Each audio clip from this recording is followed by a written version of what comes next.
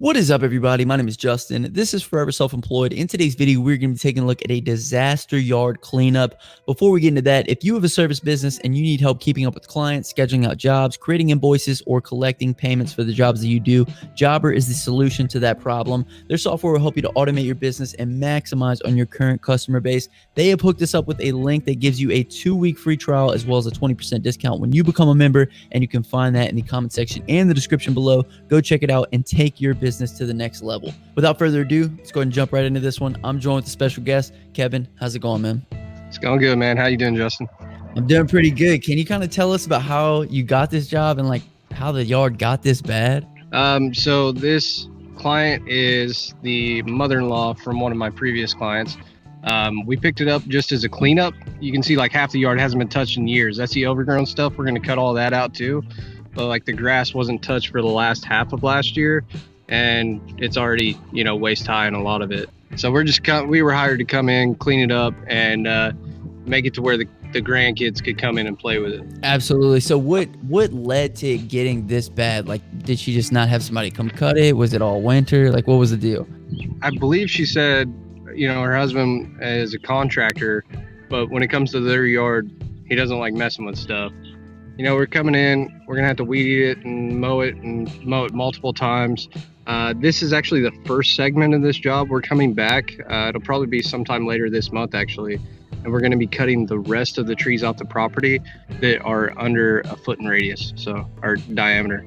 And just go in and get it cleaned up, man, because it hasn't been touched in years.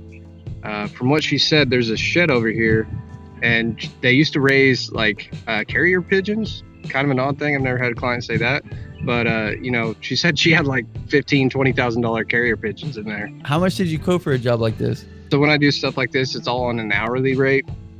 I mean, sometimes I'll throw out a hard number, but most of the time it's an hourly rate, because you never really know how crazy it is until you start cutting it down. Like when it's up in the air, it doesn't look that bad. You start cutting it down, filling up the trailer, and then you realize, oh, there's enough to fill up the trailer and the truck, and I'm gonna have to make another trip, stuff like that. So it's always on an hourly rate. I add in a dump fee as well. Our dump, we don't have to pay too much when we go to the dump, but it's different everywhere you're at. So some places might charge by the cubic yard that you have or how much weight you have. I love how you do the hourly quoting. However, do you ever have to give a range of what the estimate is going to be? Okay, so yeah, if a client wants to know kind of what the ballpark on what they're going to pay is going to be, then I can kind of tell them, what I think we can get done in that certain range of time. But, in all honesty, with stuff like this, I like to keep it hourly, because the thing is, you might get into the job and it might turn into a 2 or 3 day project, because their expectations of what you should have done are a lot more, you know what I mean? So, you'll just recognize that from, like, say you do power washing. Well, you power wash, and then they say, well, I thought this back patio that you didn't actually throw in the bid was going to be in that bid. You know what I mean? And maybe you just did an estimate for, say, the sidewalk in the front and the driveway. So people always try to squeeze in a little more. Their expectations are always a little more than maybe what you clarify. So for me, when I do hourly, I can say, yeah, well, you're paying for the time that I'm there, and kind of go off that. And that seems to work really good on these type of cleanups. Right. No, I think that's really smart, because honestly, I have underestimated the amount of hours I was going to be like on a landscaping job like multiple times. So that's super smart. What was the hardest part about this job that you would say? For me, it's not really bad. I've just kind of gotten used to doing these type of jobs over the years. So, for me, I would say actually dragging it to the truck's the most miserable part. Cutting it down is no big deal. You just go in and you start sawing away. And then when it's done, you're like, oh man, I can't believe I cut that much, and you have to drag it up. So that's when it gets tough. So is this going to be a returning customer for you? Obviously, the back wasn't maintained for a long time, so they're going to give you that contract? Yeah, so we cut this job weekly now, and it's $50 per service. It looks much better now.